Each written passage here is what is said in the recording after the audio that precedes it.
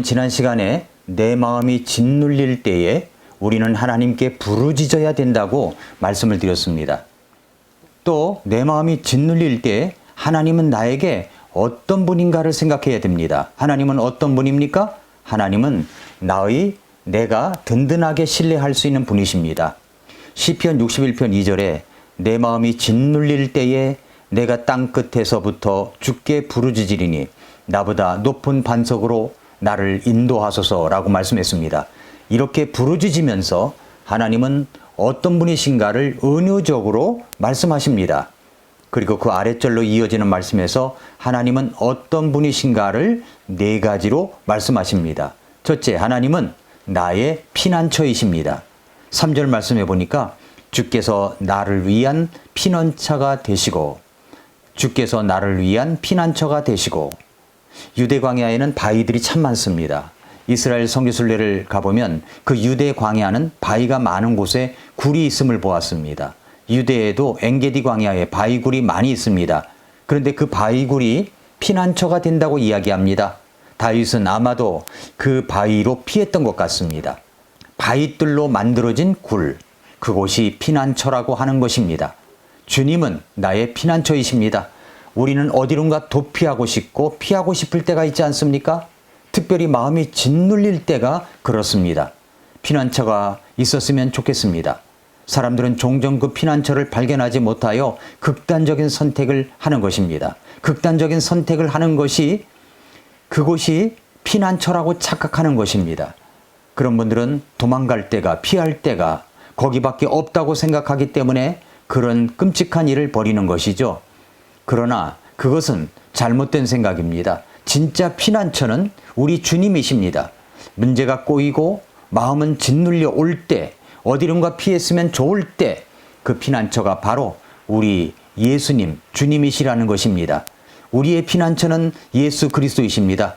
굴 속에 들어가 잠시 피하듯이 우리가 그렇게 우리 주님께로 들어와 쉬시기 바랍니다. 주님은 나의 피난처이십니다. 우리가 마음이 짓눌려 올 때 하나님이 어떤 분인가를 알아야 됩니다. 하나님이 어떤 분이십니까? 두 번째로 나의 견고한 망대이십니다.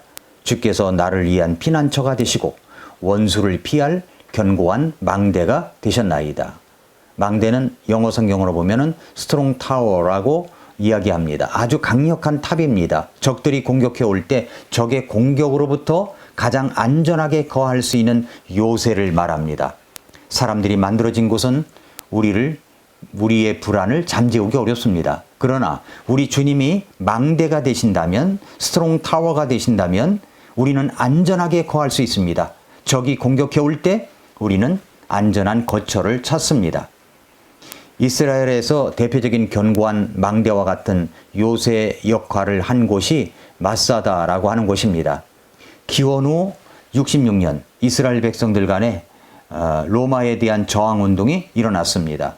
그러자 로마의 티투스 장군이 로마 군인들과 함께 이스라엘을 공격했습니다.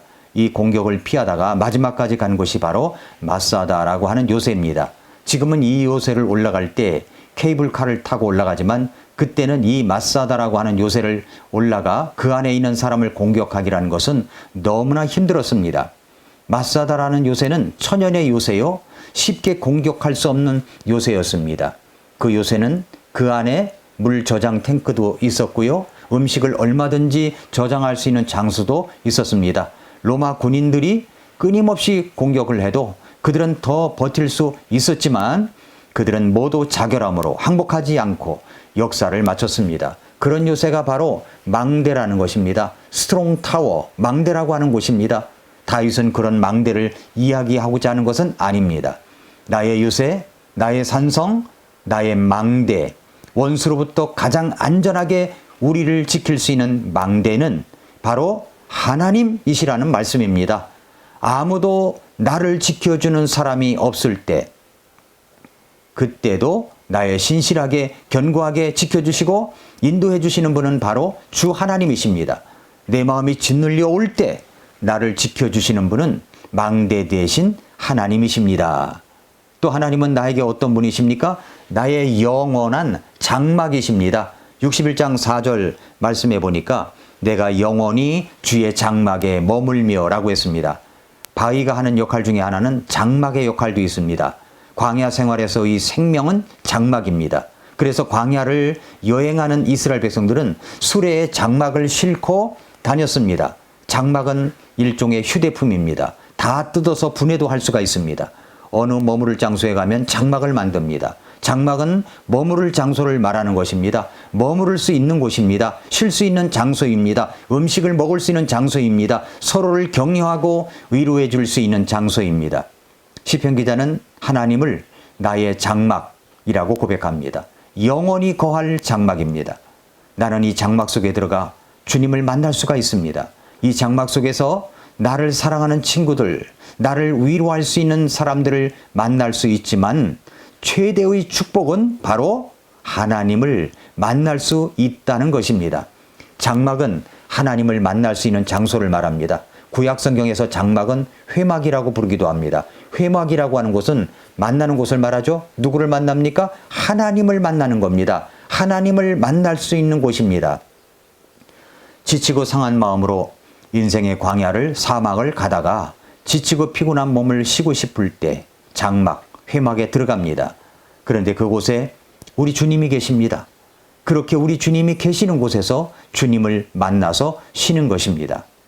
내 마음이 짓눌려 있을 때 쉴 수 있는 장막이 필요합니다.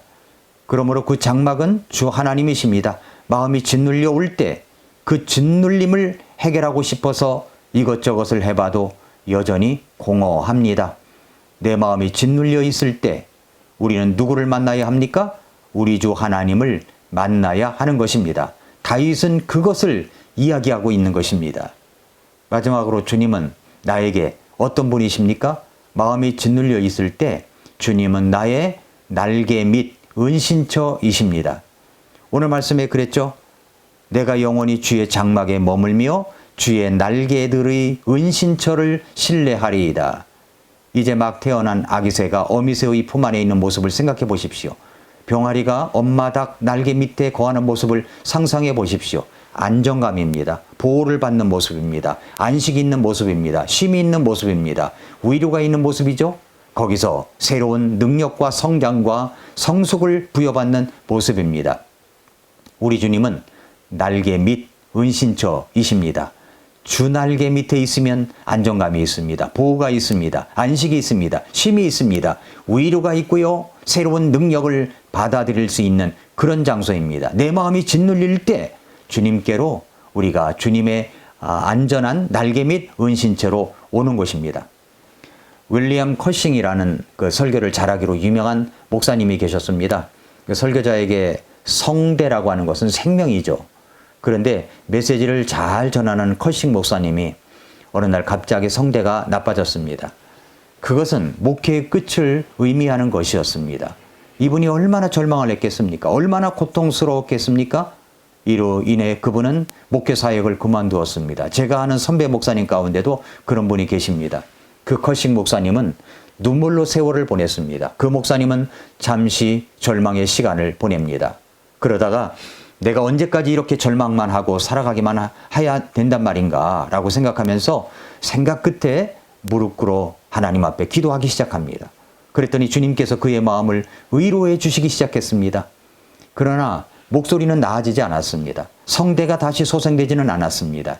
그럼에도 불구하고 그의 마음은 주님이 주시는 특별한 위로가 있었습니다. 그의 마음은 주님을 향한 노래가 있었습니다. 그래서 그는 시를 쓰기 시작했습니다. 그는 이런 시를 썼습니다. 주 날개 밑 내가 편안히 쉬네. 밤 깊고 비바람 몰아쳐도 아버지께서 날 지키시리니 거기서 편안히 쉬리로다. 주 날개 밑 즐거워라. 그 사랑 끊을 자 뇌뇨.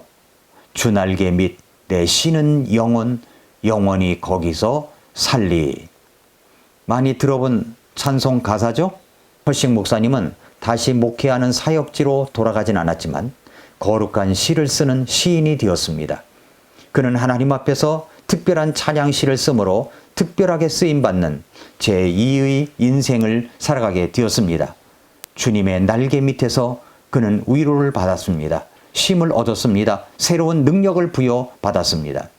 다시 오늘 말씀 3, 4절을 보십시오. 주께서 나를 위한 피난처가 되시고 원수를 피할 견고한 망대가 되셨나이다. 내가 영원히 주의 장막에 머물며 주의 날개의 숨는 곳을 신뢰하리이다. 사랑하는 애청자 여러분, 성도 여러분, 내 마음이 짓눌릴 때 주님은 나에게 어떤 분이신가라는 것을 깊이 생각하십시오. 주님은 나의 피난처이십니다. 주님은 나의 견고한 망대이십니다. 주님은 나의 영원한 장막이십니다. 주님은 나의 날개 및 은신처이십니다. 내 마음이 짓눌릴 때 주님께 강렬한 간구와 기도를 올려드리십시오. 그리고 주님이야말로 나의 피난처, 견고한 망대, 영원한 장막, 날개 및 은신처라는 것을 꼭 기억하시기를 바랍니다. 오늘도 미라클 모닝입니다.